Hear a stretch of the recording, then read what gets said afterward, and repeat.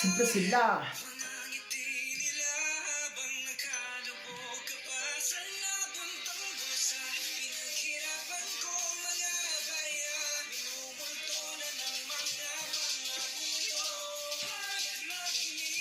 Makinig kayo sa sasabihin ko, hindi ito kwento lang na iyong maririnig. Mga inaina bawat Pilipinong nasa laylayan humihingi ng hustisya para sa bayan, mga perang pinaghirapan na hinakaw lang. Ganun-ganun lang kadali kami ay naghirap, pero iba ang nakinabang.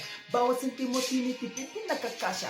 Habang kayo ay nakaupo, mamahaling sasakyan, naglalaki ang mga bahay na galing naman sa bulsa ng bayan. Mga proyekto na imbes ay gumanda ay lalo pang lumala at nagbabaha. Mga gawain ng mga demonyong bayan, nakaupo sa gintong upuan.